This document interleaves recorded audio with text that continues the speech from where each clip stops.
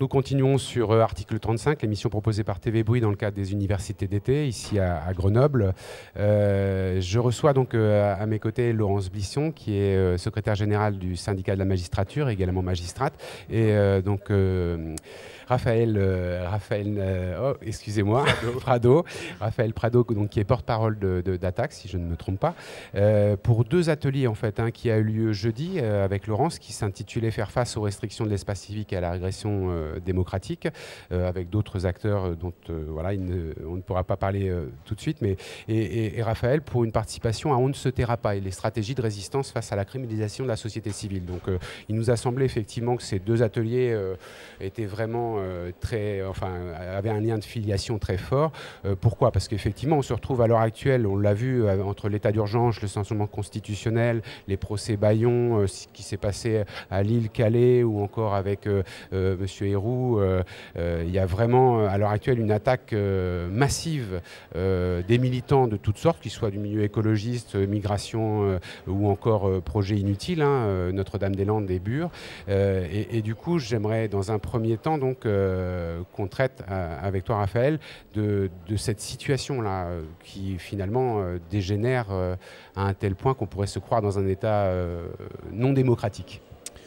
C'est vrai qu'on a le nouveau gouvernement a franchi encore une étape supplémentaire. On avait déjà eu avec l'état d'urgence, c'est vrai que les attentats du 13 novembre ont été utilisés tout de suite comme un outil de restriction démocratique, et notamment au moment de la COP21. Et maintenant qu'on est sorti de l'état d'urgence, on se demande si on n'est pas devenu dans un état d'urgence permanent. Et c'est vrai que le gouvernement Macron, enfin le gouvernement Philippe, et depuis l'arrivée au pouvoir de Macron, on a vraiment l'impression qu'ils ont comme stratégie de criminaliser toutes les contestations. Et puis alors, en plus avec l'affaire Benalla et d'autres, on voit vraiment la justice à deux vitesses, tu en parleras mieux que moi, où effectivement un militant, pour des actes, en plus souvent on se rend compte après que la version policière est remise en cause, pour des actes assez bénins, qui se retrouvent inquiétés, quoi. Et c'est vrai que ce soit les personnes qui sont solidaires avec les migrants, que ce soit des personnes qui se retrouvent dans des lieux avec de confrontation avec la police, comme la ZAD, comme les ZAD, etc., on a l'impression qu'effectivement on a un tournant sécuritaire qui est assez inquiétant. Alors après, on aura peut-être l'occasion d'en parler. Heureusement, tous les procès ne sont pas perdus par les militants et parfois même ils peuvent servir de tribune, mais c'est vrai qu'on a quand même l'impression qu'aujourd'hui un militant, quand il s'inscrit dans certains combats, doit partir du principe qu'il peut se retrouver en procès, ce qui est évidemment... ce qui est assez destructeur au niveau de la vie personnelle quand même. Oui, puis qui évidemment risque de dissuader beaucoup de gens à s'investir dans le militantisme, parce qu'on n'a pas... Tout dernièrement, justement, il y a toute une série de mises en examen par rapport aux ZAD, Notre-Dame-des-Landes ou Bure. Oui, puis à chaque fois c'est la version policière contre la version des militants, et en général il y a des articles qui montrent, de reporters et d'autres notamment, qui montrent que la version policière ne tient pas vraiment debout, mais bon... Et c'est vrai qu'on a eu des condamnations, là j'ai pas suivi précisément, mais il y a eu des condamnations à la prison ferme, je crois, pour des actes totalement bénins avec de jeunes militants qui se retrouvent là. Et on peut penser que ça a avant tout un effet dissuasif pour les autres. N'allez pas là parce que sinon vous risquez de vous prendre des risques. On l'a vu dans les manifs. Justement, par rapport à cette régression démocratique, Laurence, quelles sont un petit peu justement les conclusions clés que vous avez eues lors de ce module sur faire face à la restriction de l'espace civique ? Alors, dans ce module, l'idée, c'était d'abord effectivement de faire un constat sur à la fois la régression de l'espace démocratique sur un plan institutionnel, c'est-à-dire la façon dont le pouvoir exécutif va prendre une ampleur absolument exorbitante et va tenter d'affaiblir massivement tous les contre-pouvoirs, donc que ce soit via la réforme constitutionnelle, par exemple, en affaiblissant le Parlement, en affaiblissant la justice. Et il y a un enjeu en ce moment autour du projet de loi de programmation de la justice, notamment sur ces questions-là, et en affaiblissant les corps intermédiaires, en les réduisant à un rôle qui est dans une logique en fait de négociation de façade, de discussion de façade.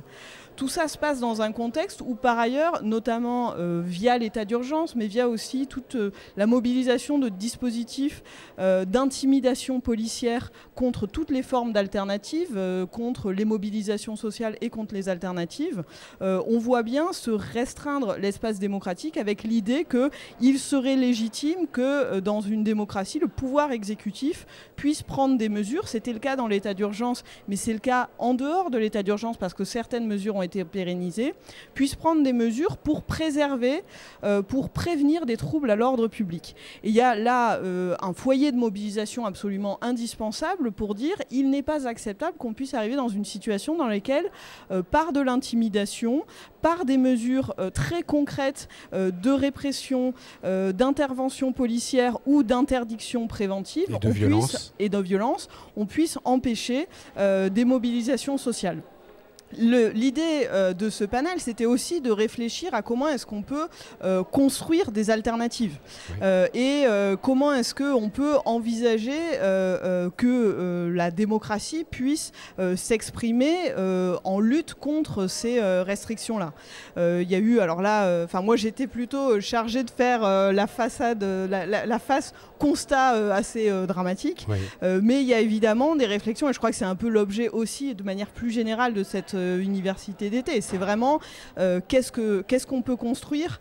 On est conscient de l'existence de ces obstacles et comment est-ce qu'on peut lutter contre. Justement, en la matière, sur quelle stratégie de résistance finalement mettre en place, je m'adresse justement à la magistrate, est-ce qu'il n'y aurait pas vraiment une impériosité à utiliser donc, les tribunaux, aussi bien nationaux qu'européens, voire internationaux, pour finalement défendre les droits humains en général et le droit de la liberté d'expression et de manifestation?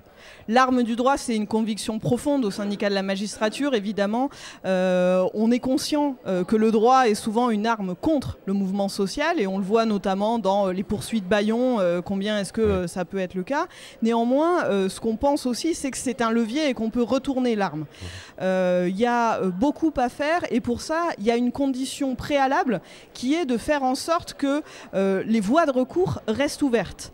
Et si je parle là du projet de loi de programmation de la justice qui va être examiné à l'automne, c'est parce que l'idée, c'est de fermer des voies de recours, notamment pour les plus précaires, dans des affaires dans lesquelles les personnes vont pouvoir à un moment se défendre dans des affaires de logement, de loyer impayé, de crédit à la consommation, etc. Mais aussi dans des procédures qui vont pouvoir être menées contre des banques, contre toute une série de sociétés. Ça signe la fin du défenseur des droits ? Pardon ? Ça signe la fin du défenseur des droits ? Non, ça ne signe pas la fin du défenseur des droits, ça signe la fin de la possibilité pour des citoyens de saisir facilement la justice. Ça signe notamment le fait que la justice va être de plus en plus éloignée avec des obstacles, et ça c'est vraiment quelque chose d'extrêmement inquiétant. Ouais. Ensuite, au-delà de ça, il y a évidemment la nécessité d'aller et d'utiliser tous les outils que nous offrent notamment des réglementations internationales, parfois des réglementations européennes, la Convention européenne des droits de l'homme, pour pouvoir faire progresser le droit. Et on en parle dans ces domaines de la protection. On en parlait aussi hier, notamment en matière de fraude fiscale et de la lutte contre l'impunité fiscale. Il y a des choses à faire par le droit. Après, il y a d'autres actions à mener. Je crois qu'on n'est pas forcément les mieux placés au syndicat de la magistrature, mais il y a la nécessité que les mobilisations, elles aillent un peu finalement... Elles reprennent d'une certaine manière, mais en l'inversant, ce qui est en train de nous faire le gouvernement Macron, c'est-à-dire être en même temps sur tous les fronts de destruction des services publics, de destruction des droits, de répression. Eh bien, nous aussi, mouvement social, c'est ça qu'il faut faire, c'est savoir être en même temps sur tous les fronts, combiner des modes d'action différents. Pour nous, ce sera le droit, pour d'autres, ça sera d'autres modalités d'action. Et au bout du compte, ces actions justement de terrain vous apportent de la matière pour les défendre? Ça peut être le cas, évidemment, oui, bien sûr.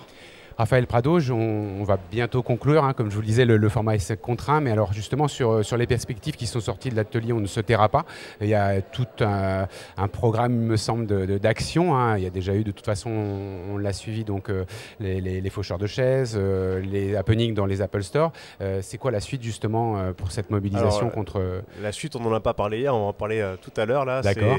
On va continuer, nous, la désobéissance civile, hein. C'est-à-dire que nous, à Attaque, on fait le constat que cette stratégie nous amène certes des procès qui sont chronophages, qui demandent beaucoup d'énergie, mais ils sont de moyens. Des pièges, des moyens, non, parce que finalement ça crée tellement de sympathie à notre rencontre que du coup, bah oui, c'est toujours l'effet David contre Goliath, quoi. C'est-à-dire que quand Apple ou quand la BNP poursuit des militants ou poursuit Attaque, ça crée une grosse difficulté pour eux en termes d'image, et pour le coup, ça crée de la sympathie chez nous. C'est vrai que nous, on va continuer cette stratégie parce que ça les met face à un dilemme. Soit ils nous poursuivent, ils ont le mauvais rôle, soit ils nous poursuivent pas, et du coup, on est quand même, on peut faire ce qu'on veut. Il vaut mieux qu'ils vous poursuivent finalement. Alors on ne cherche pas spécialement à ce qu'on soit poursuivi. Hein. Là on a eu 2 procès cette année, on est bien content de les avoir gagnés, ça nous encourage à aller plus loin.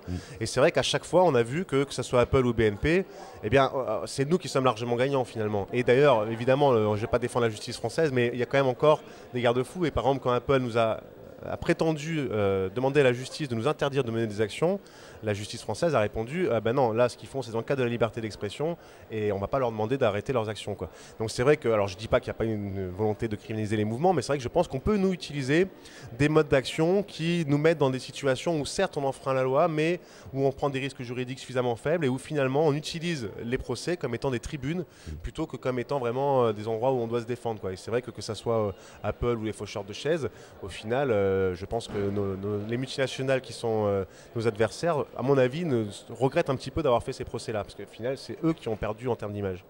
Tout à fait. Mais on va conclure avec ça. Je vous remercie beaucoup en tout cas. Je vous souhaite une bonne fin d'université d'été, puisque le terme est demain avec une plénière donc, de restitution entre 14 et 15 heures si je ne me trompe pas.